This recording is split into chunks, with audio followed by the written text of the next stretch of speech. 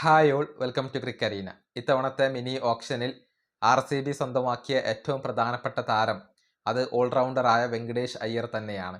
7 കോടി രൂപ നൽകിക്കൊണ്ടാണ് വെങ്കടേഷ് അയ്യറെ ഇപ്പോൾ RCB സ്വന്തമാക്കിയിട്ടുള്ളത്.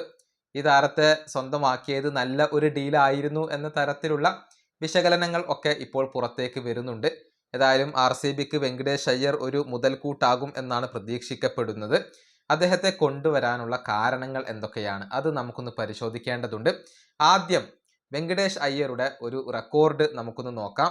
അതായത് IPLന്റെ ചരിത്രത്തിൽ പ്ലേ ഓഫിൽ തുടർച്ചയായി 4 അർദ്ധ സെഞ്ചുറികൾ നേടിയ ഏക താരം അത് വെങ്കടേഷ് അയ്യറാണ്. 2021 IPL ക്വാളിഫയർ 2-വിൽ അദ്ദേഹം 41 പന്തുകളിൽ നിന്ന് 55 റൺസ് സ്വന്തമാക്കിയിരുന്നു. പിന്നീട് 2021 IPL ഫൈനലിൽ അദ്ദേഹം 32 പന്തുകളിൽ നിന്ന് 50 റൺസ് സ്വന്തമാക്കി. പിന്നീട് 2024 IPL ക്വാളിഫയർ 1-ൽ 28 പന്തുകളിൽ നിന്ന് 51 റൺസ് സ്വന്തമാക്കി.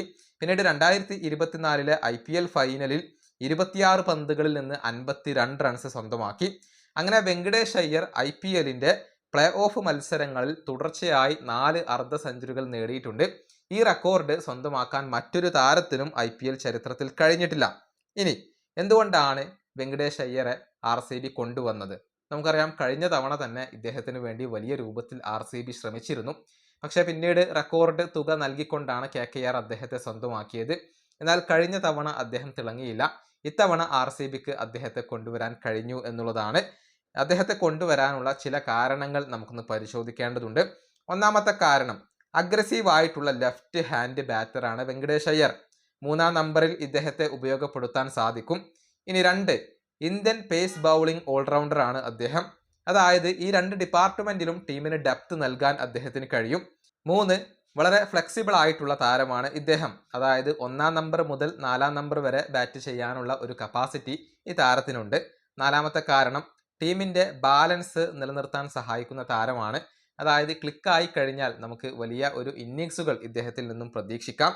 5-ാമത്തേത്, നല്ല ക്ലച്ച് പെർഫോമർ ആണ്. പ്രത്യേകിച്ച് നോക്കൌട്ട് സ്റ്റേജുകളിൽ തിളങ്ങാൻ കപ്പാസിറ്റി ഉണ്ട് എന്നുള്ളത് വെങ്കടേഷ് അയ്യർ തെളിയിച്ചു കഴിഞ്ഞിട്ടുണ്ട്. 6, കഴിഞ്ഞ സീസണിൽ ഒരു വലിയ തുക ലഭിച്ചത് കൊണ്ട് തന്നെ നല്ല രൂപത്തിലുള്ള ഒരു പ്രഷർ അദ്ദേഹത്തിനുണ്ടായിരുന്നു. എന്നാൽ ഇത്തവണ വെങ്കടേഷ് അയ്യർക്ക് ആ ഒരു സമ്മർദ്ദമില്ല. അതുകൊണ്ട് തന്നെ കഴിഞ്ഞ സീസണിനേക്കാൾ മികച്ച ഒരു പ്രകടനം ഇത്തവണത്തെ സീസണിൽ നമുക്ക് അദ്ദേഹത്തിൽ നിന്നും പ്രതീക്ഷിക്കാം. 7-ാമത്തെ കാരണം, പല താരങ്ങൾക്കും ഒരു ബാക്കപ്പ് ഓപ്ഷൻ ആയിക്കൊണ്ട് ഇദ്ദേഹത്തെ ഉപയോഗപ്പെടുത്താൻ സാധിക്കും.